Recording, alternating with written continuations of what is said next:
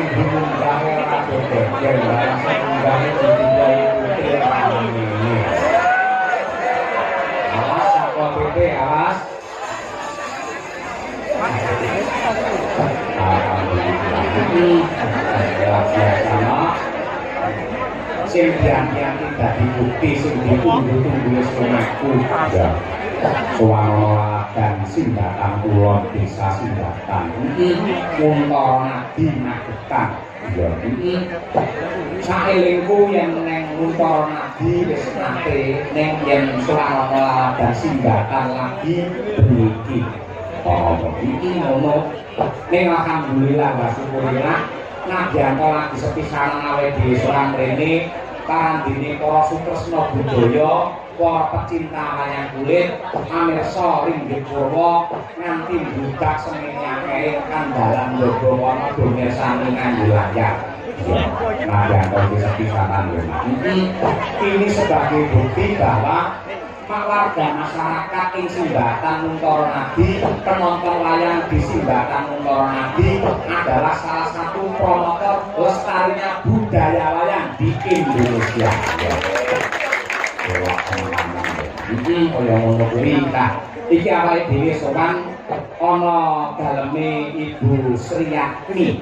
Oh, Mbak Sriyatni. Ingkang kembulanian kalian para putra putranipun Becik Pak Yayan Budi Santoso kalian Pak Edwin Suroso Mulyo sing kondang Kyai Dermawan Pak Roso pancen kaya ngono dene hajate ya kuwi iki wilujengan Nduk wilujengan 1000 dinten sedanipun almarhum Mbah Sarni oh nyewu kaya ngono kuwi kejaba saka kuwi kluwari nagar utawa kluwari ujar nalika Mbah Sarni biyen kuwi isih sugeng nate paring dawuh besok lakunta kagungan putu utawa wayah yen putu-putune disunake utawa dikitamke utawa diislamake bakale ditanggapne wayang ngundang dalang Cahya Kuntadi oh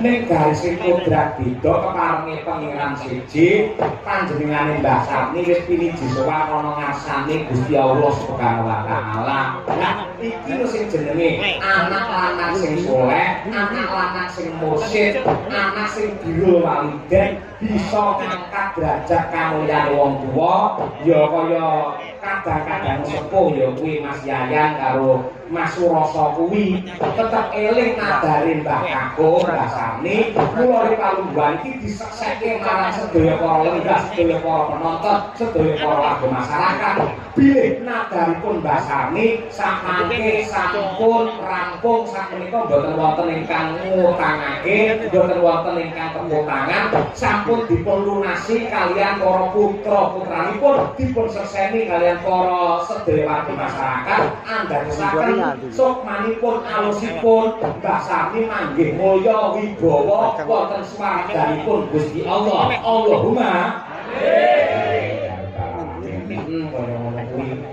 ya maaf ya luar biasa matur sembah nuwun turang layangan kok nduk wingi wis donga sesarengan ya rencanane jane sesuk bengi kene pengajian akbar sing kepareng ngaos ya kuwi Gus Idam ning gandeng Gus Idam ki pas ana jadwal dhewe insyaallah sok diundur tanggal 12 sasi 12 ya kuwi taun iki ngrawuhake Gus Idam tapi kaya ngono iki kaya ngono ki apike kula wabil khusus sampe dhewe ngaturake panuwun karo Mbah Putri Mbah Yatni lan ugi Pak Yayan lah boten kakalumpen teristimewa dumateng Pak Edwin Suroso Mulyo sing pancen kondang kaloka piyayine brewek anggene tetulung marang padane urip tetulung marang tangga karo kewajiban masyarakat pancen patut diacungi jempol banyak ya kuwi kegiatan masyarakat sing wis dibantu karo Pak Roso sing wis disumbang karo Pak Roso muga-muga ndadekake ya kuwi desa Simbatan perlu berkah yen pengen tambah berkah taun 2017 ayo Pak Roso ae ngono ya.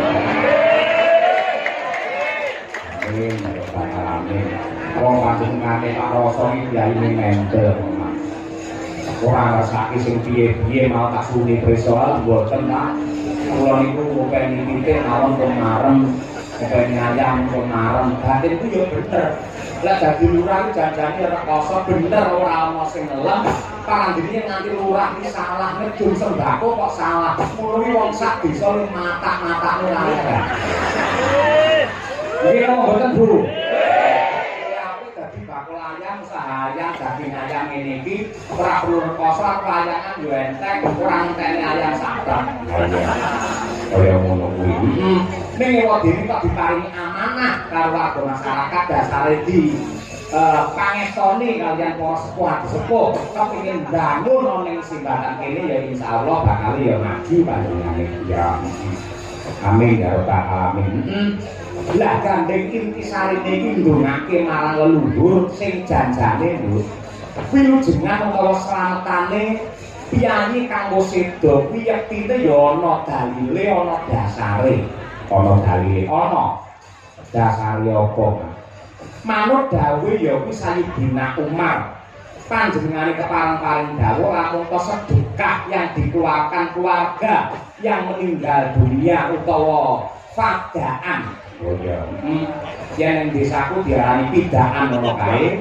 Setelah pemakaman jenazah ganjarane akan bertahan sampai 3 hari utawa hari ketiga. Mulane ana 3 dinanan ngono kae.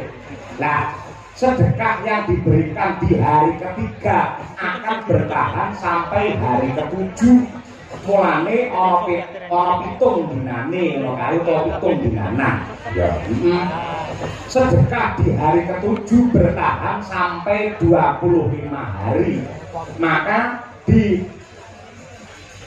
dipraktiskan dilanjutkan sing jenenge slametan 40 hari dan seterusnya sampai 100 hari. Terus mendak siji mendak loro nganti nyewu yekti dungane anak sing dilambari rasa sedekah. Nyuwun pangestu marang tangga keparo sanak kadang para mitra lan nyuwun pangestunipun para kiai alim ulama. Kuwi yektine gedhe dayane tumrape piyanti kanggo nurut ing kasedan jati. Ya. Kejaba dasarni dipun paringi tentrem wonten ing kasuwargan Mbah Putri, Mbah Sriyakni ugi diparingi panjang yuswa, sehat walafiat, tentrem penggalihe kabeh para putra wayah pinaringan dados bocah ingkang saleh lan uga bocah ingkang salehah. Kula kalungguhan iki ngaturake lelagon alamate anak saleh. Ya.